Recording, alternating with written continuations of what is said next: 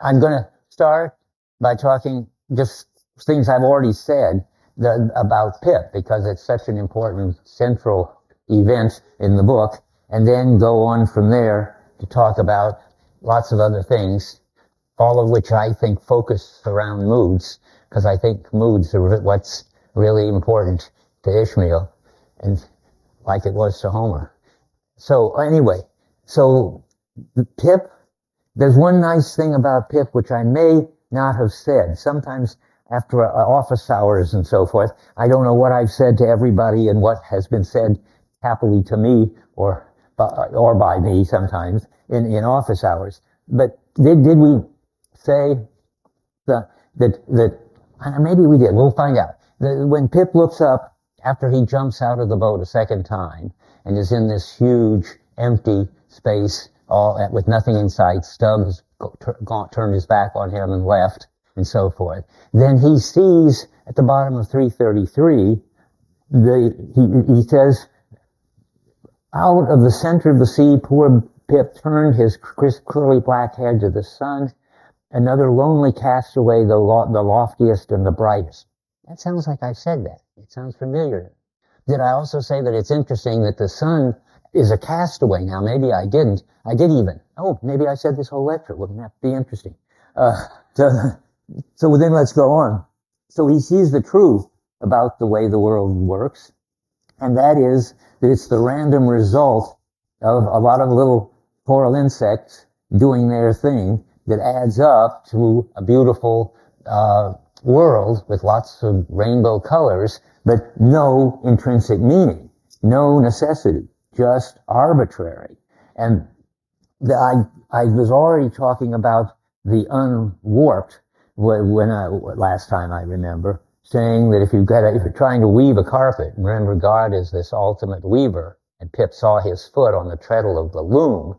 Well, if you have only got the warp and not the woof, or vice versa, however they're named, you may get a colorful bunch of wool running around, but you don't get a coherent carpet. That's the same idea again. And there's another way.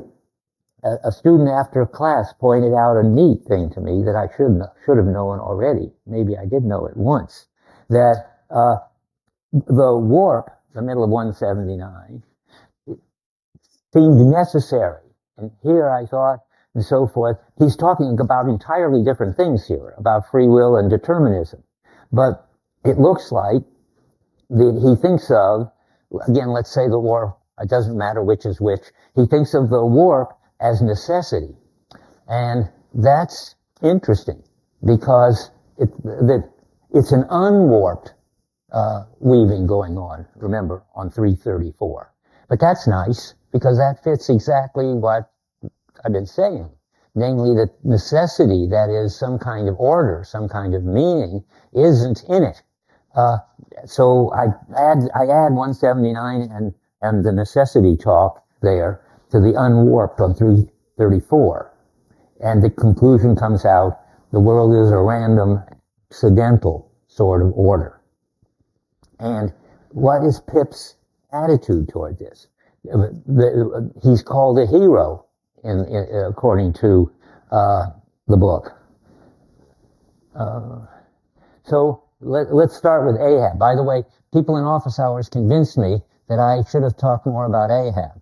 And I'm so used to the Ahab story, and it seems straightforward, but I'll postpone it till when Ahab comes in next Tuesday, because we need to know more about Ahab before we understand what the fight with Moby Dick is exactly, why he's got to attack Moby Dick, and what it means that when the attack happens and what happens. But we can start here mentioning Ahab, because he's right here on 105. Old Ahab in the Pequod is going down to lay the world's grievances before that bar from which not very many ever come back. Black little Pip, he never did. Oh no, he went before.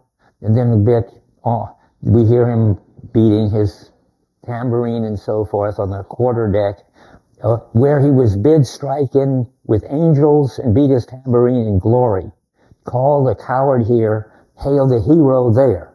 So now I'm trying to figure out what that means on 105, just at the end of that, of chapter 27, right above 28 there. So I have a proposal about what that means. Pip doesn't try to deny or to defy meaninglessness or insignificance or the non-necessity of the arbitrariness of everything.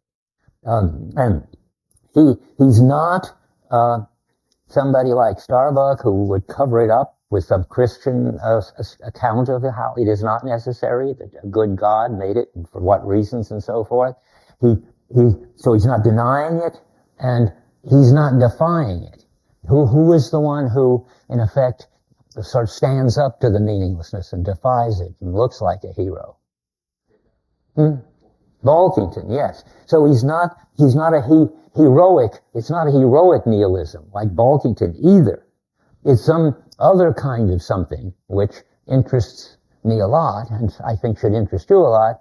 It's this sort of anti-heroic, anti-autonomy, anti-mono the religion and so forth, this other something or other, which you've been hearing about since the Odyssey, that is an openness to the whatever perspective comes along. And so that you don't try to impose any meaning and order on it. You try to let it draw you into it, and you appreciate whatever you get. And that's how he's a hero. And allowed to be with the angels, presumably. He's open to all perspectives because he has no perspective of his own, and he goes with whatever draws him in. My argument for that, I say, is on page 411. Let us see. Yes, that's right. Well, it's just another place where it's clear that he has no self, he has no identity. I've said it, but I just wanted to back it up with a quote. About two-thirds down on 411, Pip, he says, Pip, whom call ye Pip? Pip jumped the lifeboat, Pip's missing.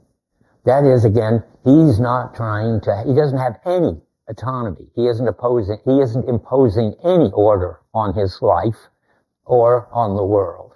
And that being sheer openness is, interestingly enough, exactly the opposite of Ahab, who you already know from reading it, is demanding that there be some order, some necessity, some meaning, some place for him where his calling and so forth in the world. And so, that's where I want to get now. Let's see. Oh yeah, right here. Okay. So he lacks any perspective. It just sees. Just reviewing, he's open to all perspectives. He has none of his own. That's what I was just reading, because he has no identity. And he sees everything he sees that everyone sees whatever they see from a perspective, except for him, having no identity and so forth. All he sees is that everyone sees everything from a perspective. Remember, he's looking down from the crow's nest. That's what it is to be a crow. All this is supposed to just be a review. I mean, this is such weird stuff. I figure it won't hurt to hear it twice. But now comes the new stuff. Something which somebody pointed out to me. It was probably Sean Kelly in the course of writing our book. Something that looks like a completely throwaway sentence. And yet, you can read a whole lot into it. I don't know whether to read a whole lot into it or not. I think it's sort of exciting and fun if you can make it mean this. Okay, so here's what we hear at the end of the chapter on page 412. The Manxman says, "There go two daft ones now." I just pointed out that they're both daft. That is, Pip by having no perspective, and Ahab insisting on making the universe tell him what it's up to. So so one of them daft from strength, the other daft with weakness, daft with strength, the other daft with weakness. Which is which? I mean, this is a no-brainer, but I just want to make sure you're there. Which one is daft with strength? Yeah, sure. And with weakness, then of course, Pip. And that's obvious. Now comes the sentence, which is really amazing. That here's the end of the rotten line. He's obviously working on some piece of the sailing equipment or something. All dripping too. Mend it, eh? I think we had best have a new line altogether. Now, why would he be saying that at this point when they're having this high-level discussion and so forth? Well, you can maybe understand this. I'm going to do it. That the rotten line is the history of the West. And it's too late to fix it. That's where we've gotten to nihilism. We need a new line altogether. That's going to be polytheism. And what's sort of in the background there is that, and now comes even wilder, and this is definitely Sean Kelly, but I'll go along with it, that if you think about the name Ishmael, who Ishmael was, I don't think I did talk about that. Did I? Oh boy, I say lots of things. Maybe I say them in my sleep. I don't know what happens here. But anyway, you're good. We know then that Ishmael is a wanderer. He is the illegitimate son of Abraham and Sarah, and he's sort of been out of the picture for 2,000 years, wandering around, because the true line is the line of Abraham, Isaac, and Jacob. That's the one which has now come to the end. And now it's time for a new line, and who is telling us? Ishmael, or Melville through the Manxman. But that's the story of Moby Dick, is what's the new line that's going to replace the old one? I think that's really interesting. I wonder, you're not supposed to care much what the guy who wrote it has in mind, but it would be nice. I would love to know what if Melville is making that kind of important remark in this kind of offhand way. So what is it to say that the old line has come to an end, which would be the Abraham Isaac line? Well, it means that we meaning lots of people now in the West don't feel the pull of the rituals. They don't feel drawn to and given meaning to or a job by the God. They feel, to talk in Nietzsche language, God is dead, which is, I'm just spelling out what that means. That means God doesn't play a role in organizing their lives and giving it the kind of necessity that anybody would want, except Pip, but which nobody gets because it doesn't work anymore. So they don't have the rituals. They're not drawn in by the God. Dante, there's certainly no Dante God that has made everything necessary. Good God, created everything just as it should be, and all in one big whole in which everything is related to everything else and just the way it should be. That has become, for a lot of people, unbelievable. And that whole question of just for how many people was in the New York Times about a month ago by, was it David Brooks? Do you follow these things? Who writes editorials? That people were claiming that no, I'm not going to go into it since you haven't read it. I tell you the truth, I haven't read it. So why talk about it secondhand? But it was about, I'll just say in a sentence, I mean, is God really dead? Or is it just that sort of, for some philosophers and Nietzscheans and artists and writers think that, but, well, I'm now telling you the story. And Brooks says, well, nonetheless, in the suburbs, there are people who still believe in God very sincerely, and it organizes their lives and so forth.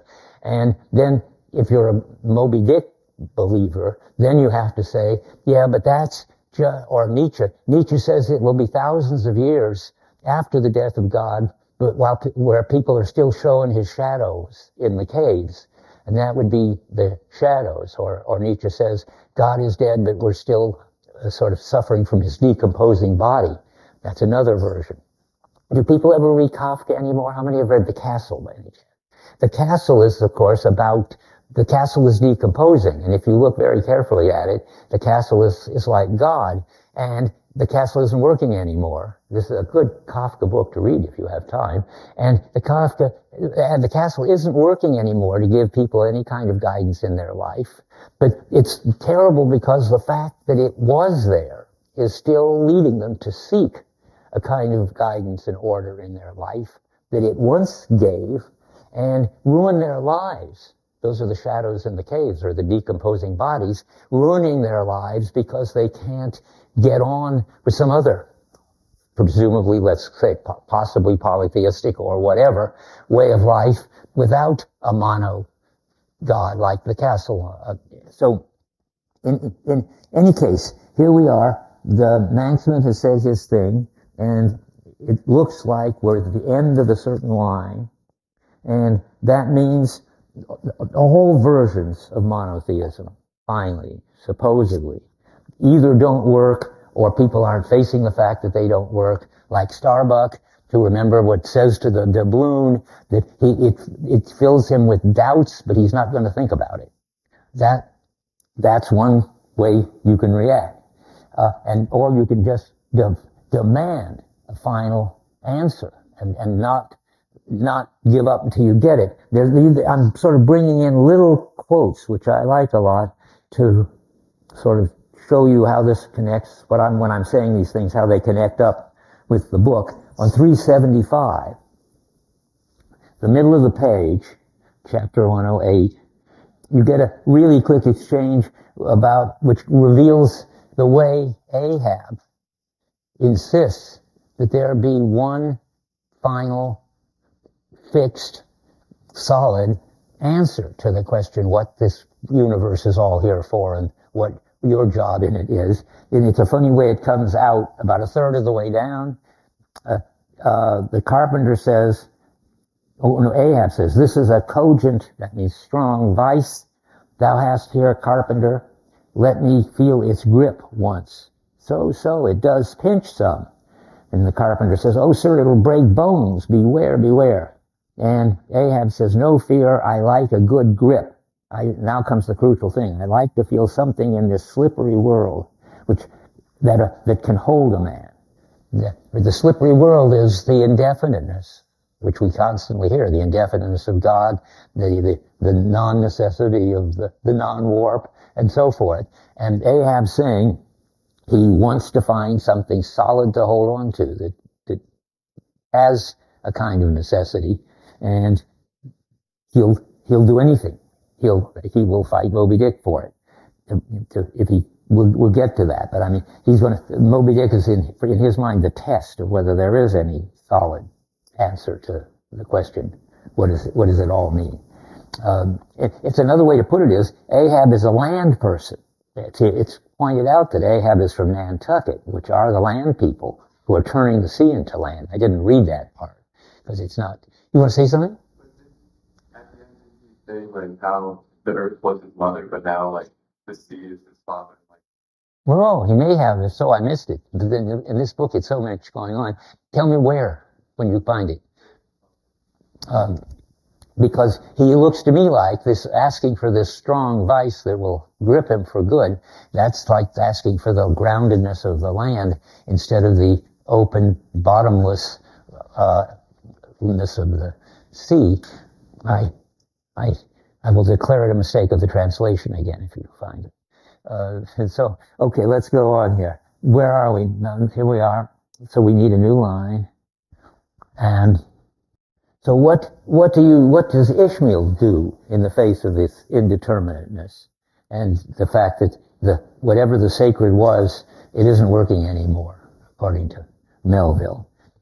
So Ishmael is the wanderer, open to many possible versions of the sacred, and getting contentment is his word. That comes from his letter that is that letter on V-Space, isn't it? Good. So he talks about his basic mood is contentment. Melville is writing to Hawthorne's wife. Is that who he's writing to? I forget. Anyway, it doesn't matter. So contentment is what Ishmael gets. And the ultimate sort of contentment is in the chapter, The Squeeze of the Hand. And we have to talk about that just because that's sort of the paradigm case of the kind of brief but meaning giving, meaning receiving that you can have in the world, even if there's no God, even if there's no one necessary plan. There is a way to have something sacred in your life, but we have the sort of vocabulary now to say what's sacred isn't bliss, and it isn't joy, but it's a kind of felicity is another word he uses, which is sort of like happiness. And contentment is another word he uses. But it's something that is very much worth having and all you need to have a life worth living.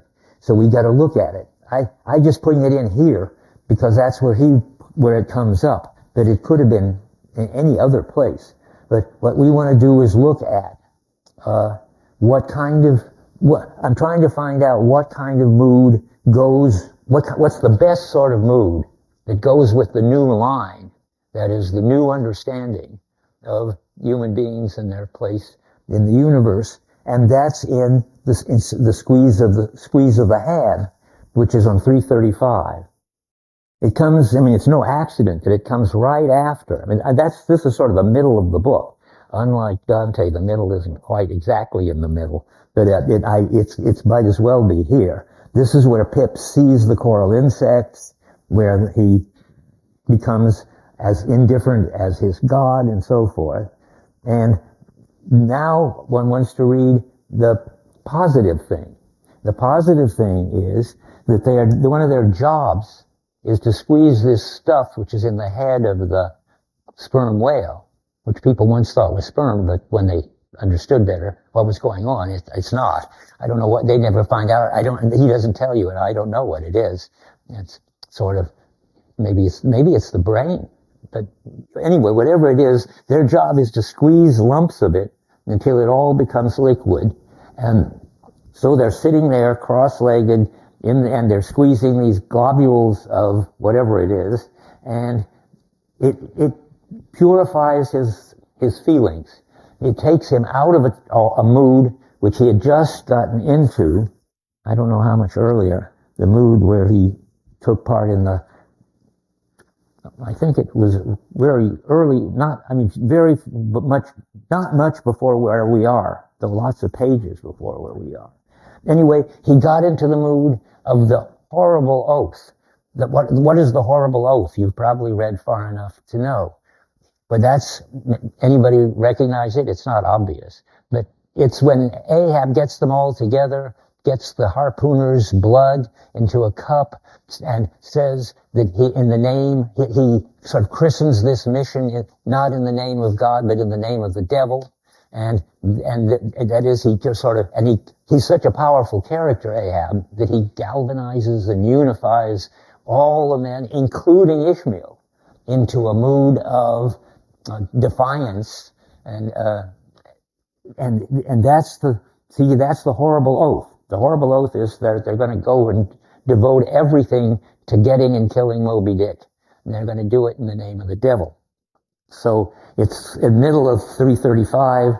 For the time, I forgot all about our horrible oath, in that inexpressible sperm I wash my hands and my heart of it. And then he says at the end of that middle paragraph on 335, I felt divinely free from all ill will or petulance or malice of any sort whatsoever. So now he's in this wonderfully clean mood. It's what you get if you are a Christian and, like St. Paul, forgiven for all your sins. This is all now translated into different moods, but he's gone from his mood of defiance and blasphemy and all the things Ahab is good at, to being as pure as the Lamb. Remember in that he wrote, but that's on the web too, isn't it, Tyler? Where he says, "Yeah, I've written a very wicked book, but I feel spotless as the Lamb." Yeah. Ahab dedicates the hunting of Moby Dick to the devil After this, oh. Oh, well, that's interesting. Then what's the horrible oath? The very beginning when Ahab shows up and has everyone drink his circle and the heart ears. They drink the blood. They drink their blood. Oh, really? Yeah. Okay, but wait. That's it. Keep me honest. What is? But it doesn't make any big difference. We agree whether it's before or after. But it's important to just keep track of things. So whatever. So we don't really know. Did you tell me just now what the horrible oath was? I'm not sure, but I think it's one of the first things that Ahab does is when he explains to them, we're on this mission, I'm going to be digging. That's our goal, is not to catch many whales. I see. And then we stand around in a circle and everyone drinks the liquor that Ahab has brought out. But there's no blood. I see. And it doesn't sound like there's a horrible oath either. Okay, and that's right, and that's blasphemy already, according to Starbuck. Sort of wanting to kill a dumb brute for metaphysical reasons is not acceptable. Okay, good. Anything else? It's important to have input to this. Yes. One part of the book, when Ahab meets with this other captain of another boat who also fled. His arm off. Yeah. That's the Boomer Bunger story again. Yeah. Okay. The captain says that he wouldn't go after Moby Dick again because he doesn't want to risk getting his other arm cut off. And when he asked Ahab if he would, I can't remember where they think Ahab says that you ought not to, but he still will. It's kind of like, and then like he had it's kind of his mission, even though he understands that it's not a wise decision. Good. I'll go back. You go back and look at it. I'll go back and look at it. What I said I'm going to do next time, we have to do the meetings of the various boats and what we learn about Ahab and his relation to Moby Dick from his reaction. On that one, that's the boat where he just gets so annoyed that he just leaves in a huff. He doesn't even say goodbye. And what he's annoyed about is that this guy has taken it in his stride that the whale took his leg. He doesn't take any big significance from it. He just views it as a kind of unfortunate incident, which he doesn't want to have happen again. And then Ahab's trying to make his relation to Moby Dick into a confrontation, which has a huge significance.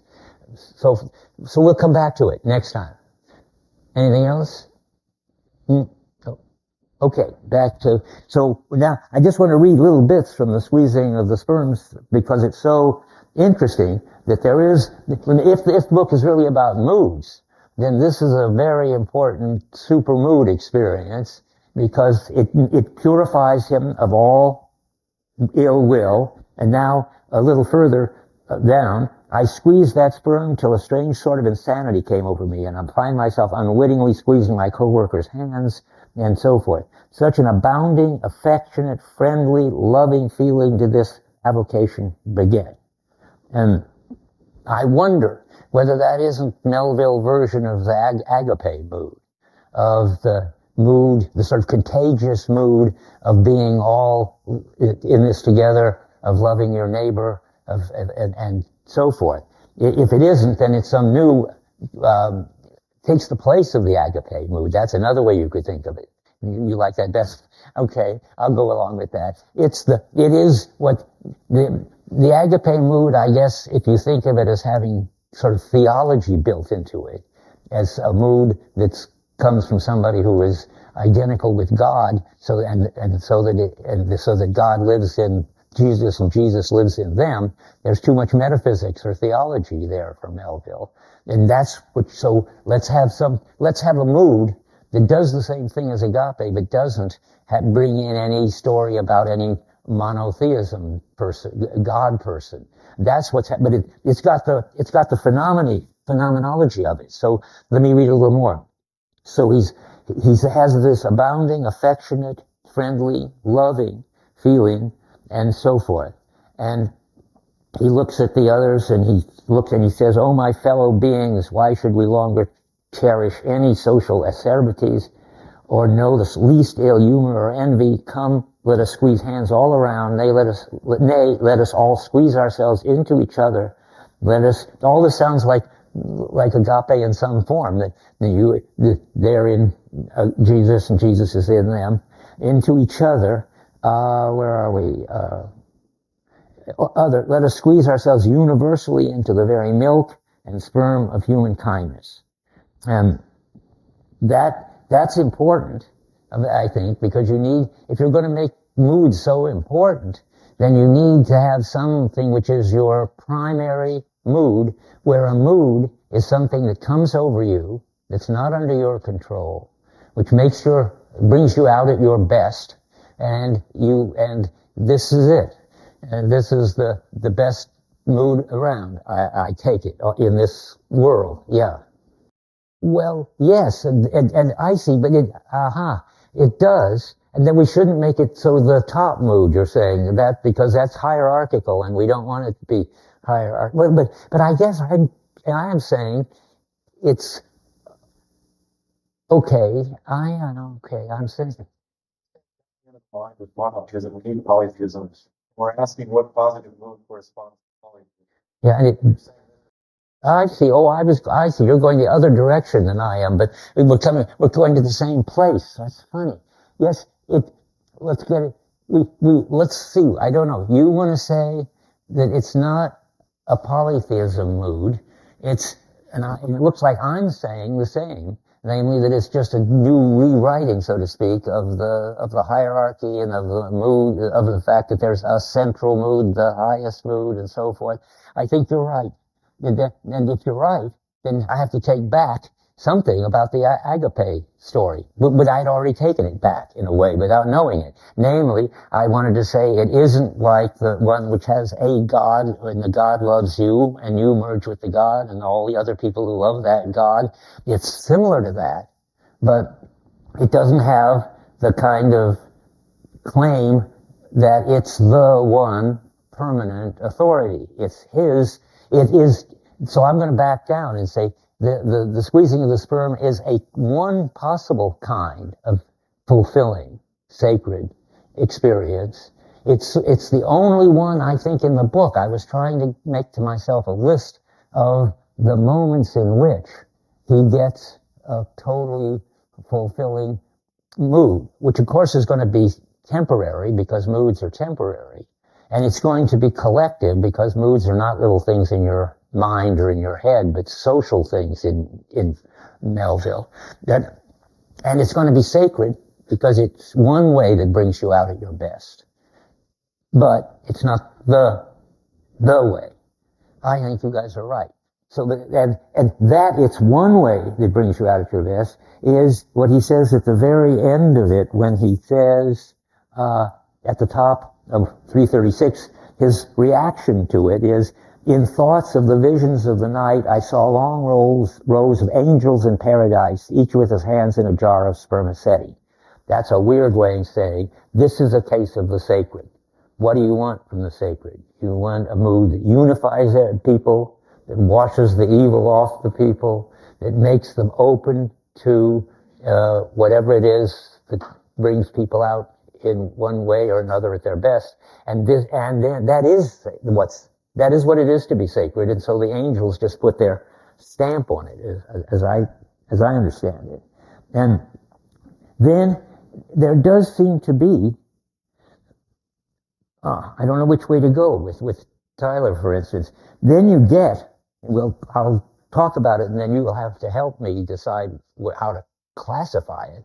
I mean, it looks like there, besides this super mood with angels sort of certifying it of agape-like love, and he calls it love, there is something that you learn also from the squeezing of the sperm, which is that, now I'm going to read it, he wants to keep on squeezing forever. For now, since by many prolonged, repeated experiences I have perceived that in all cases man must eventually lower, or at least shift, his conceit of attainable felicity.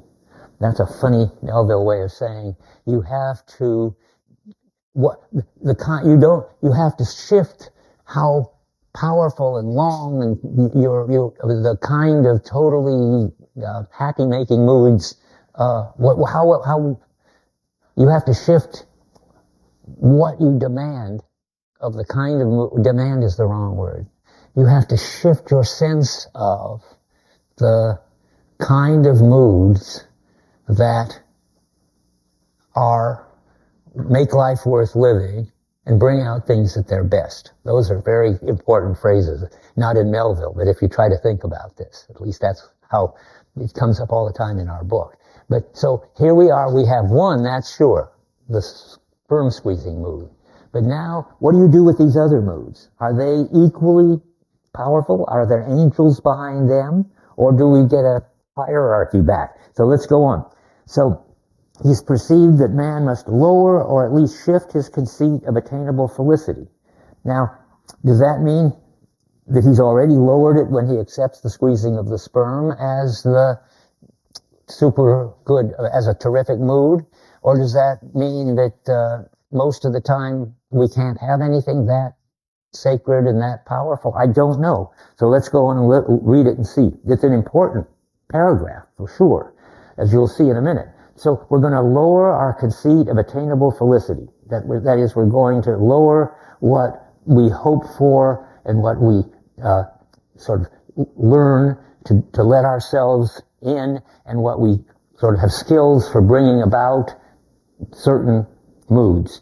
He says we want to place our kind of sense of what we can hope for, and I want to keep saying we don't want to demand moods that make us happy and give our life meaning. That's already getting too active and too Ahab-like.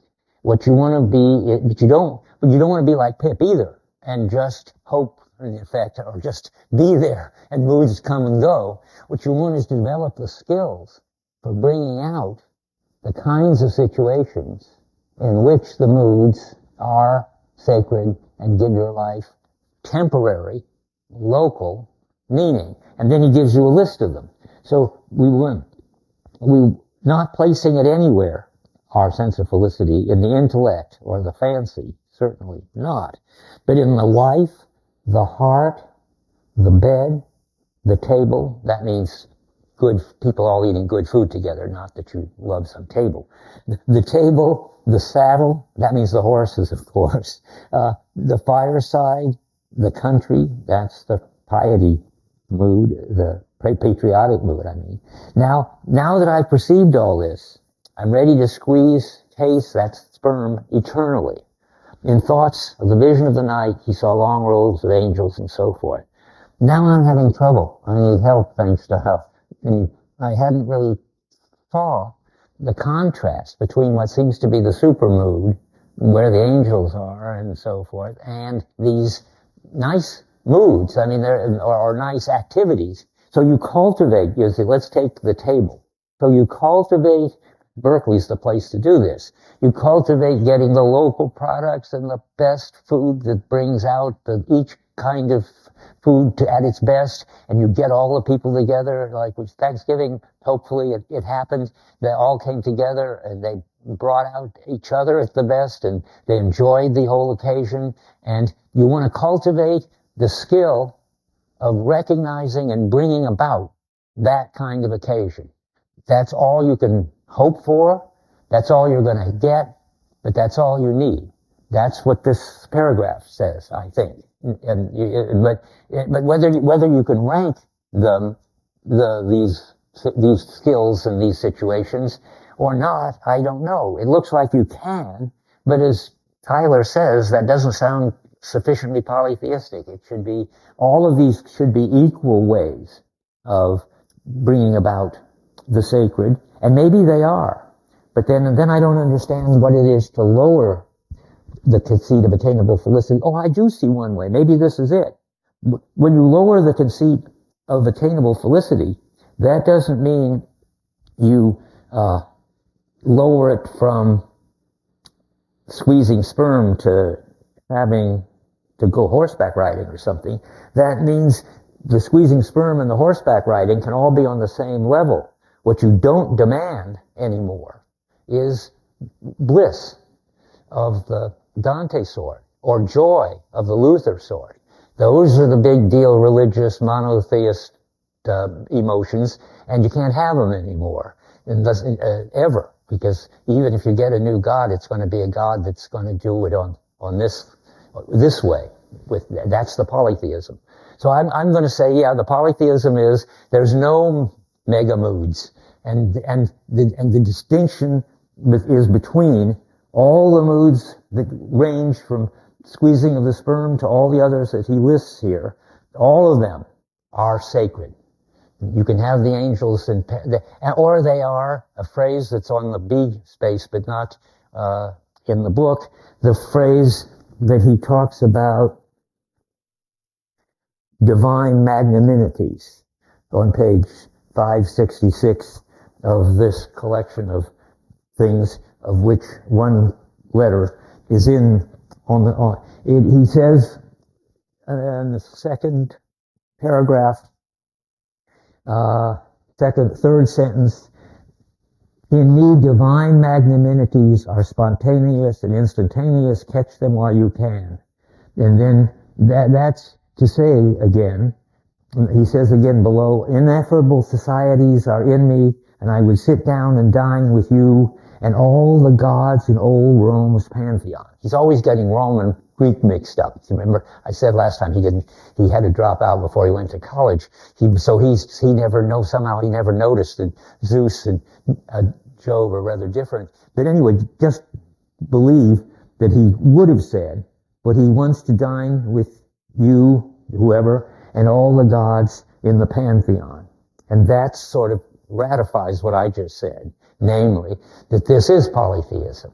The being able to have this whole collection of moods, cultivating the skill to find them, and then the skills to cultivate them, then you can have super Thanksgiving meals every week. That's okay. Is that clear? Okay. I think thanks to you. Now I've got it straight for the first time. Okay, I'm going to go on. That's because you see why that's important. I mean, that's telling you what is left after the death of God, or as somebody just said, picking up what I said earlier, or that's the new line. We just heard what the new line is once the old line is rotten. And the question is that enough?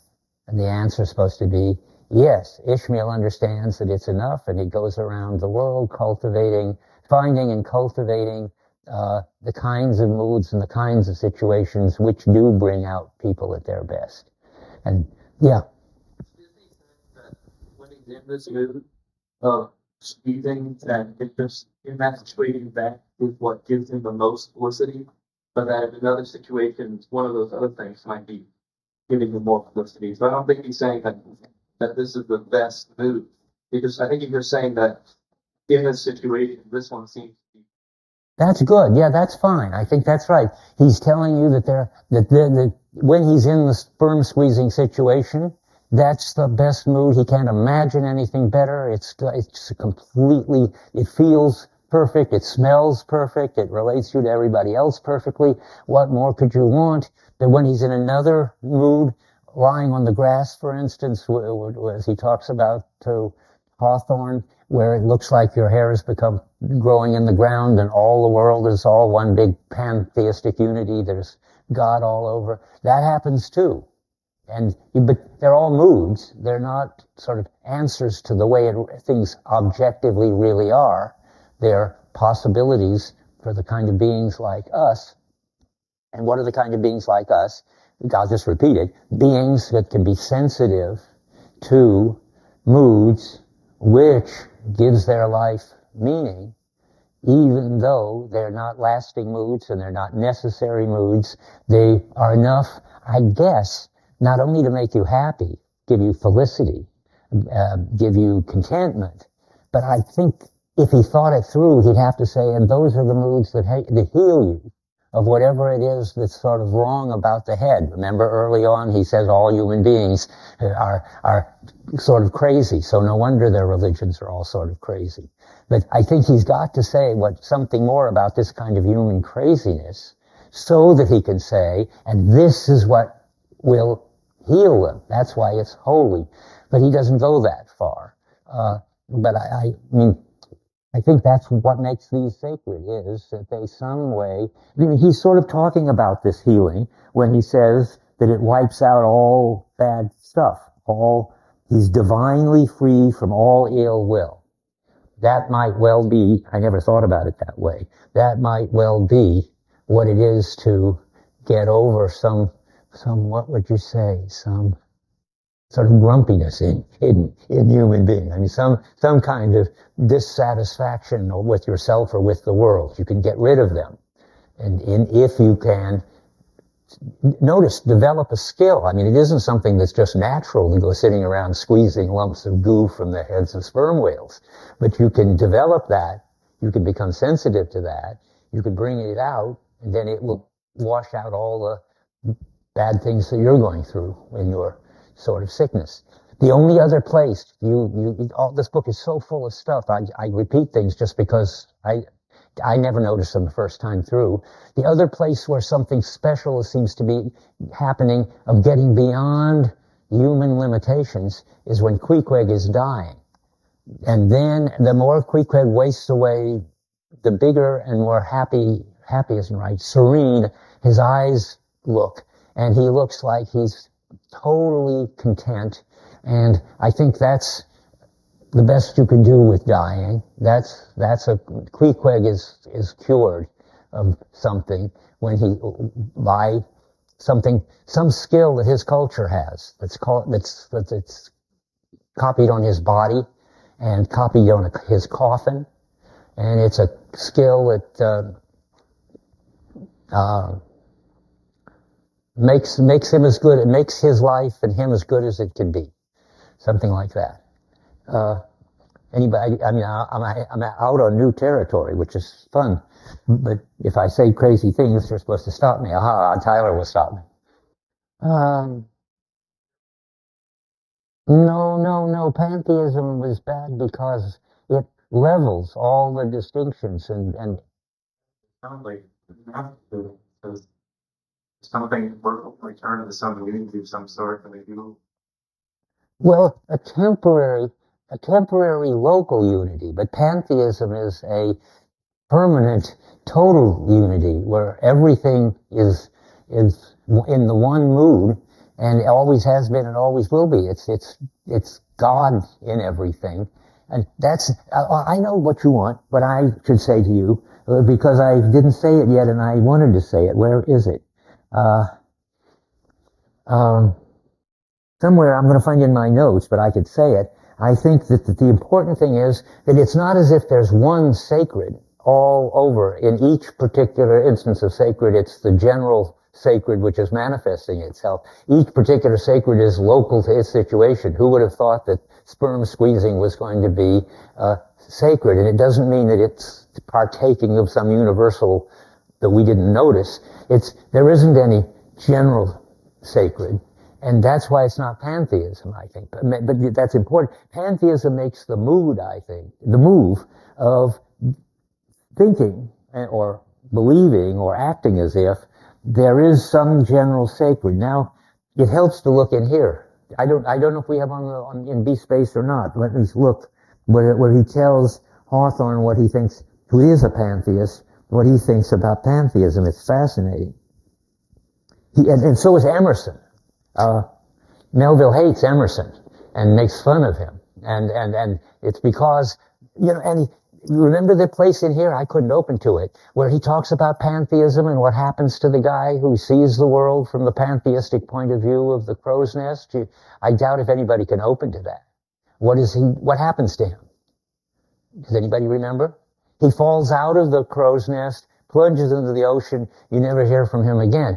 I just realized saying this is sort of like Balkington, except Balkington disappears and falls into the ocean out of willfulness, out of wanting to be in the extremist touch with the ocean and in the extremist winds of the infinite,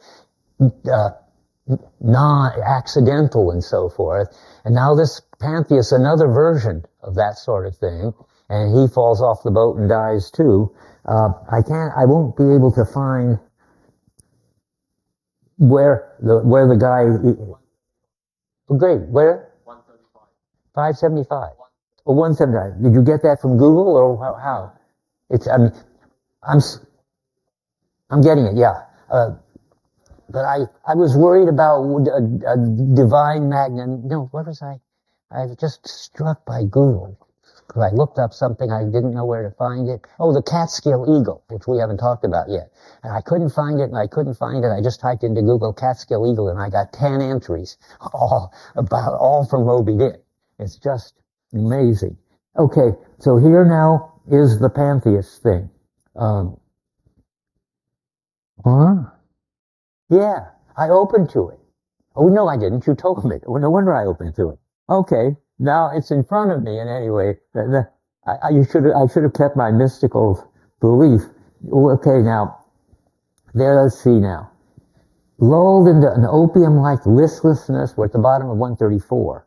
Of vacant, unconscious reverie is this absent-minded youth by the blending cadence of waves and thoughts that at last he loses his identity, takes the mystic ocean at his feet for the visible image of that deep blue bottomless soul pervading mankind and nature. The pantheists believe that I can't understand how you believe it, that there's a deep blue soul pervading nature. But this is what he's talking about, because if you go on at the end of the paragraph, in this enchanted mood, thy spirit ebbs away to whence it came, becomes diffused through time and space like Kramer's sprinkled pantheistic ashes, and so forth, and then skipping to the last sentence.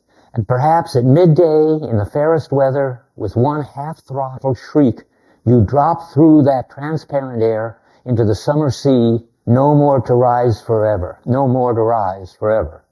Heed it well, ye pantheists. There goes the heroic nihilists like Balkington, but the pantheists too. But then what I got to find in here, because it's so interesting, if you ask, well, what does he make of pantheism? Then I have to find, now I've got nobody to help me. I have to find in here the letter where he talks to Hawthorne about it. Does anybody remember? Why would you? I mean, if I can't find it, it should be here at the end. He tells you that pantheism is a mood that you can get into. You just don't want to make it theological and metaphysical. You just want to enjoy it for what it is, sort of a brief feeling of the awe. I've got to find it. He tells you just exactly what it's like to have an awe feeling. Oh, that's really sad. Letters. Aha, I got it. So now let's see. We've got where he's talking about these kinds of things. Here it is. Okay, he says to Hawthorne, this all feeling, A-L-L, that pantheism is everywhere, always. It's God, everything has got God in it. This all feeling, though, has some truth in it. You must often have felt it lying on the grass on a warm summer's day. Your legs seem to send out shoots into the earth. Your hair feels like leaves upon your head. This is the all feeling. But what plays mischief with the truth is that men will insist upon the universal application of a temporary feeling.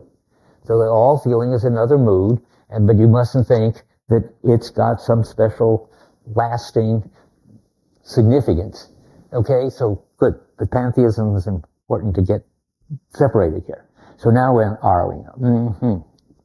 So we're talking about what you can do with this new line that the Manxman sees once you get rid of this rotten other line. And the thing you can do is have the kind of experience that you have when you're squeezing the sperm or when you're lying on the grass on a warm summer's day. And that's the mood of what he calls contentment. I don't know what's going to happen when I look for 335. Have we been there already? I saw it sounds familiar. We're back here. Where's the contentment? Because it's important because in this course, for the first time for me, I've been distinguishing bliss and joy, and I think the right name for this is contentment. That's the same as felicity in this. But now, is contentment here on this page where I read this stuff? There must be here.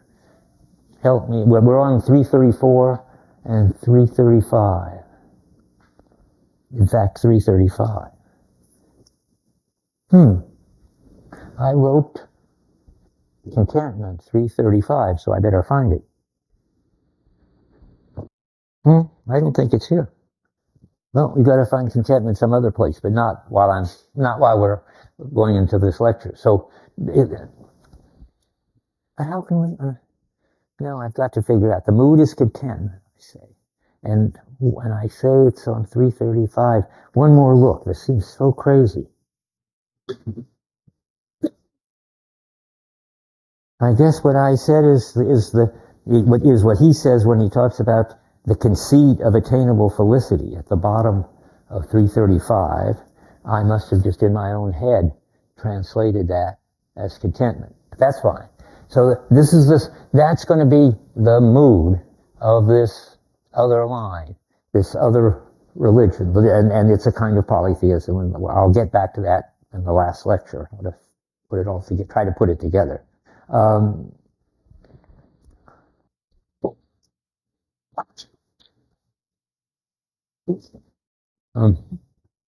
I've got to see where I am in relation to where I want to be. I want to be, where's my book? Okay.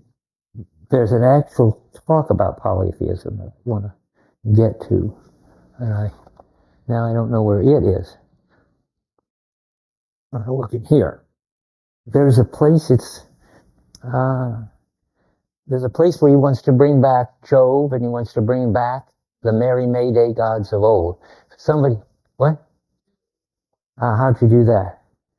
You don't even have a Google 281. Okay, that's what we want. That's where we want to be. Okay, now,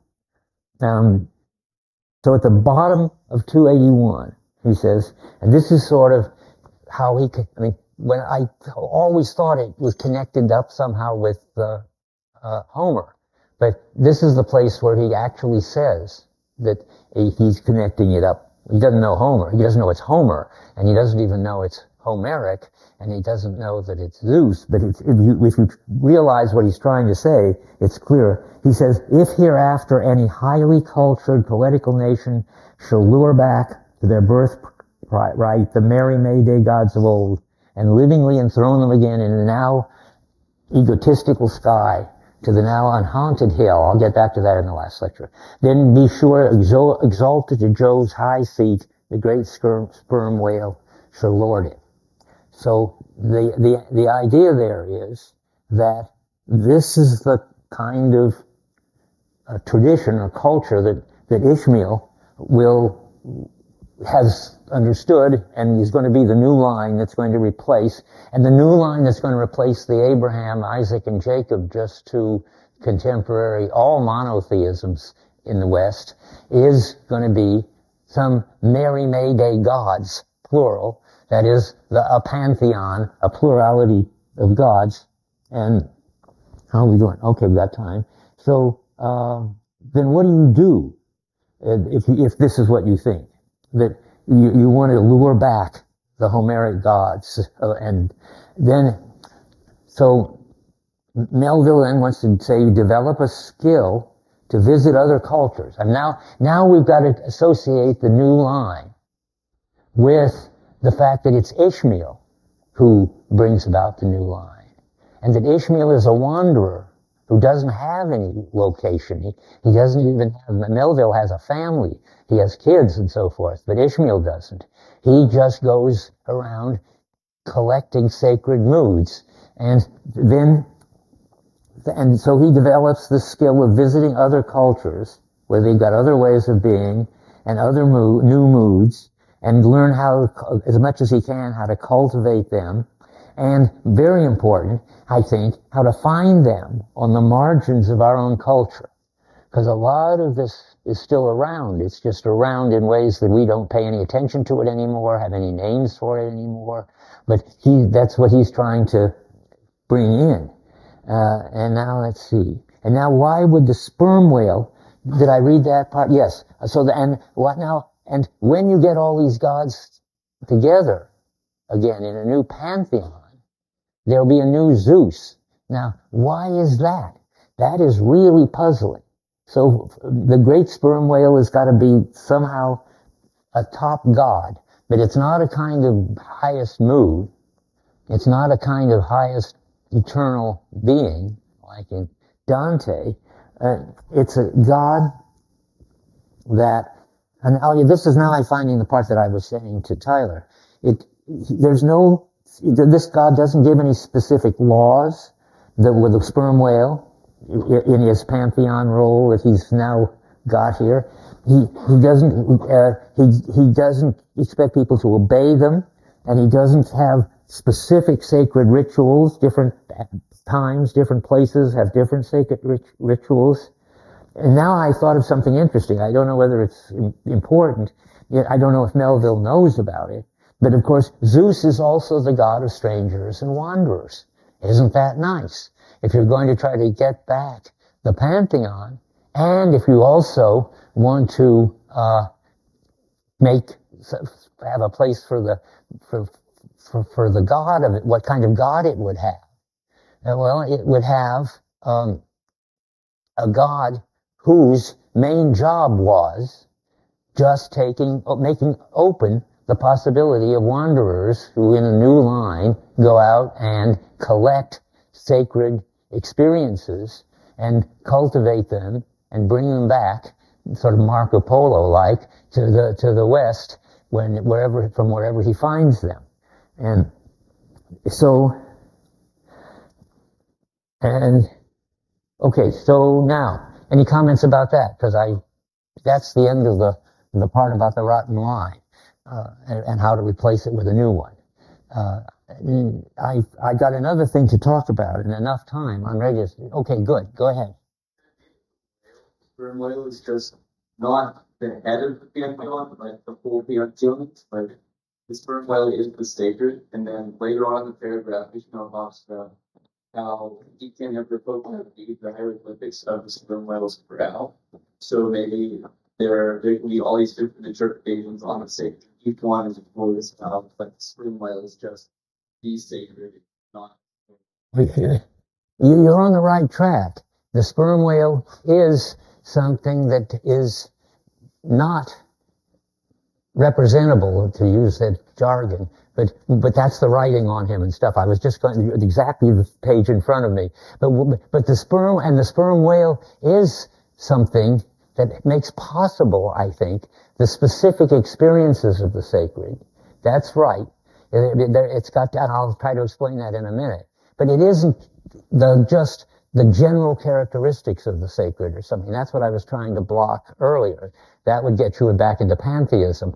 No, the sperm whale is, I'll say it now, but I'll try to explain it more. It's the background of what can't be, of the indeterminate, on the basis of which you can have specific sacred experiences in specific places and specific times, but he's not some higher kind of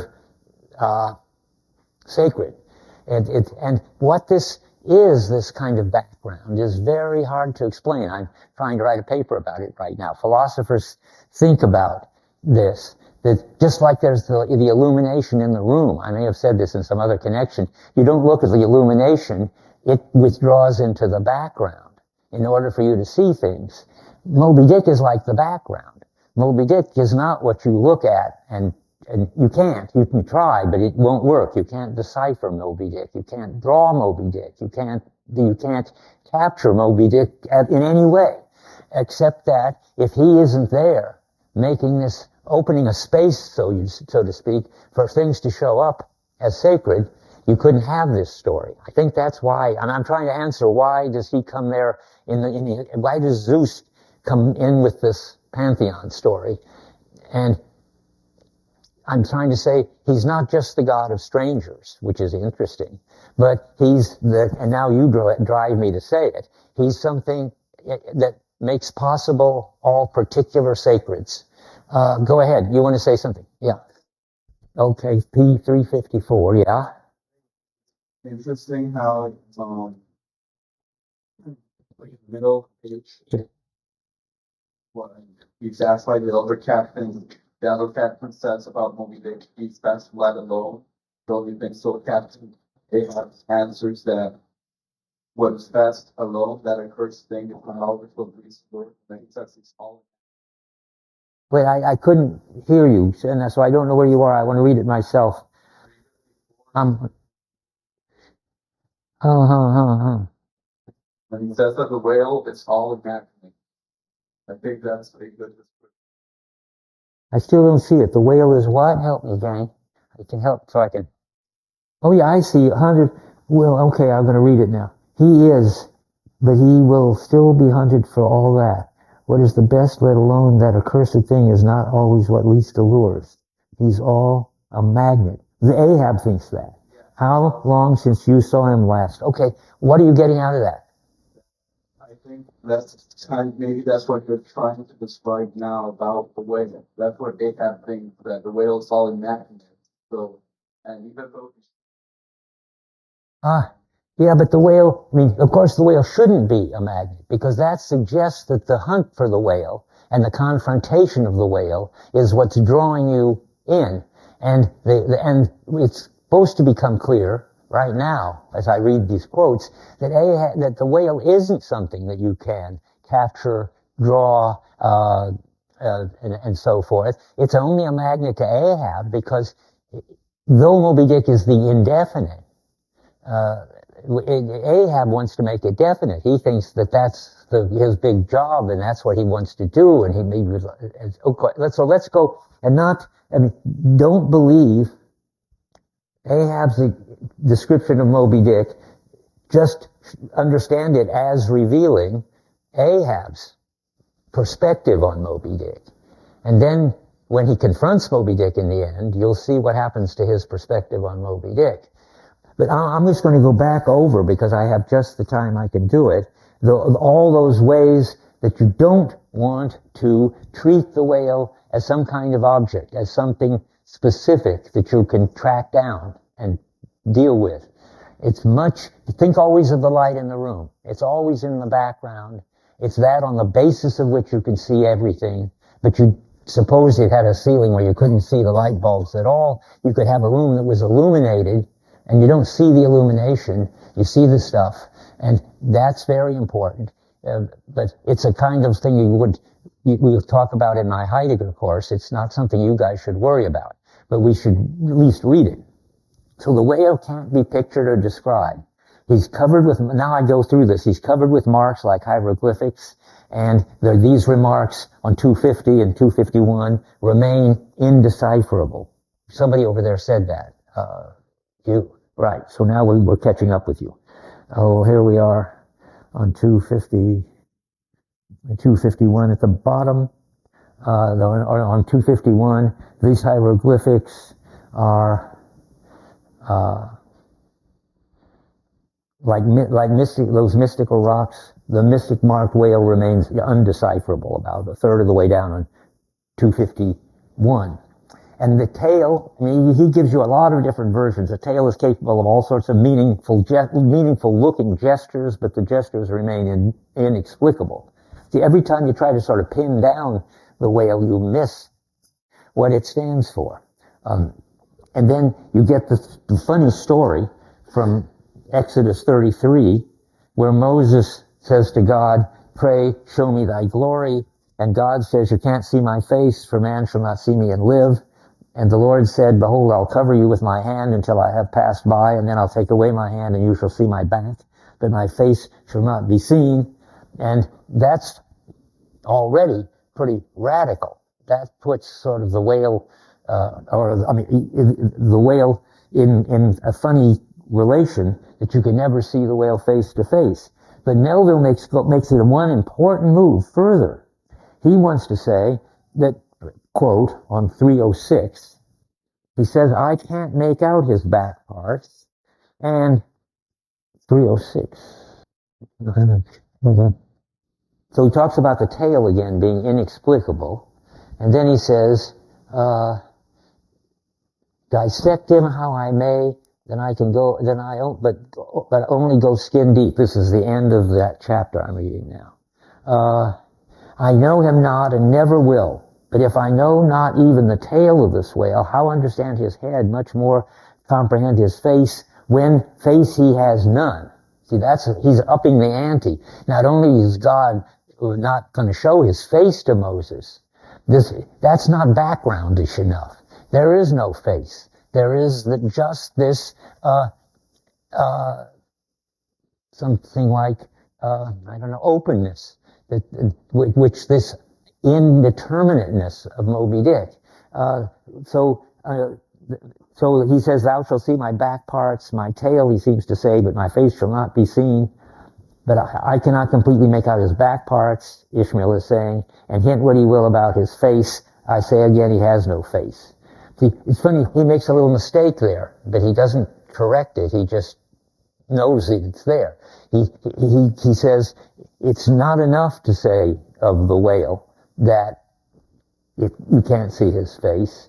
It's a stronger thing to say that he has no face. There isn't any, what he's trying to say is there isn't anything that the whale is like. It's not got hidden aspects. It's not like a god who has all kinds of strange properties, but so many weird properties you can't see it or grasp it or draw it.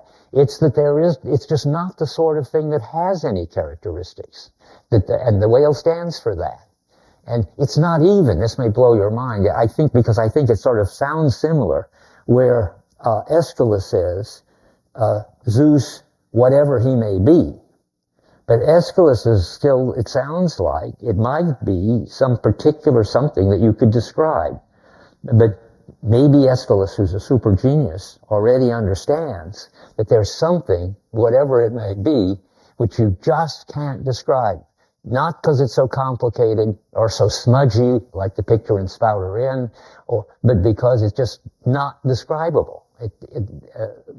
I can't say it any more. I'll try, though. Let's see. He's indefinite is the word that comes up every once in a while. And so I say on look at 220. I don't know what's going to happen when I look at 220. You don't really, you could tune out if you want to, because you don't really have to think about this unless you go on and take another philosophy course. But I can't leave it aside. It's so important to just see it. 220 is the extreme sort of summary of it. For all these reasons, then, any way you may look at it, you must needs conceal that the great Leviathan is that one creature in the world which must remain painted to the last. And then you should be consistent and say, well, it isn't a creature either. That's also saying too much. True, one portrait might hit the mark more nearly than another, but none can hit it with any considerable degree of exactness. So there is no earthly way of finding out precisely what the whale really looks like. And that's not good enough. That sounds too much like you can't know what it looks like, but it may be that there is something that it looks like. But when Melville's being careful, and when he's saying the deep thing that he's trying to say, he isn't saying that you can't find out what the whale really looks like. He's trying to say the whale doesn't really look like anything. That there's something else in the world, like the illumination, like the open, and that's what the Moby Dick stands for. Yeah. Polytheistic culture is the highest god of Melville, which is. Yes. Yes. The background practices are so much carved into our body. That's the Queequeg thing.